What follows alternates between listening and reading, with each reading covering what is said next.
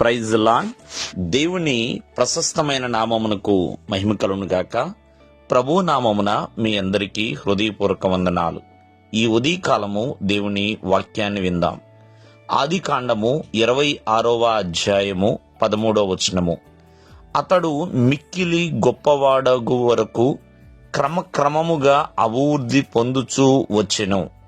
ప్రియమైన వర్లరా, ఇక్కడ భక్తుడైన ఇస్సాకు గురించి రాయబడిందండి. ఇస్సాకు ఒక పరాయి దేశంలో ఉన్నాడు.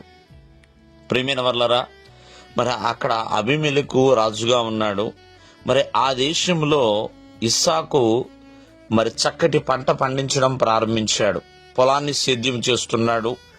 మరి అక్కడ అతను ఎలా అభివృద్ధి పొందాడంటే ఒక క్రమక్రమముగా ఒక ఆర్డర్లో తను వెళ్ళాడు. ప్రియమైన వర్లరా, చూడండి, దేవుడు అతన్ని ఆశీర్వదించాడు. ఆ మనుషుడు గొప్పవాడయ్యాడు. మరి ఆ గొప్పవాడు మిక్కిలి అంటే బహుగా అతను ఫలించగలిగి ఉన్నాడు.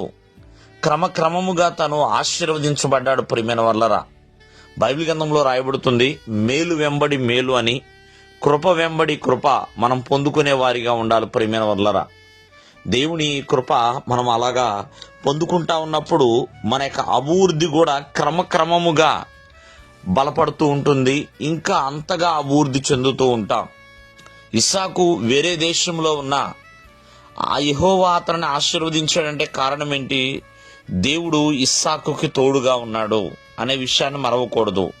అలాగే ఇస్సాకు కూడా దేవుని యందు విధేయత కలిగి ఉన్నాడు అనే విషయాన్ని కూడా మనం దృష్టించాలి. ప్రియమైన వర్లరా, ఇస్సాకు అంత క్రమంగా అభివృద్ధి పొందాడంటే కారణం ఏంటి? ఒక క్రమబద్ధమైన జీవితాన్ని తను కలిగి ఉన్నాడు కాబట్టి.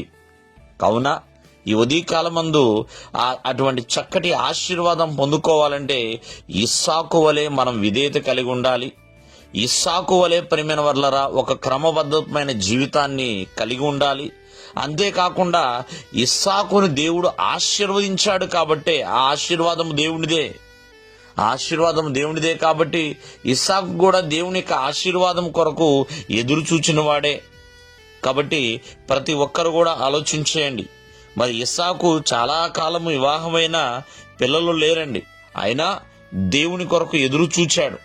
కావున ఈ ఉదయకాలమందు ఇస్సాకు వలె ఆశీర్వాదం పొందుకోవాలి అంటే దేవుడు ఆశీర్వదించేంత వరకు కూడా దేవుని ఎదురు కనిపెట్టాలి, ఎదురు చూడాలి. ప్రియమైన వర్లరా, ఎందుకంటే దేవుని మాట తను విన్నాడు, విధేయుడుగా ఉన్నాడు. చిన్న వయసులో ఉన్నప్పుడే తను విధేయుడిగా జీవించినవాడు కాబట్టి అబ్రహాము దేవుడు, ఇస్సాకు దేవుడు, యాకోబు దేవుడుగా దేవుడు కొనియాడబడ్డాడండి. అటువంటి గొప్ప భాగ్యాన్ని దేవుడు ఇస్సాకుకి అనుగ్రహించి ఉన్నాడు. దేవుడు మిమ్మల్ని ఆశీర్వదించునుగాక. ఆమేన్.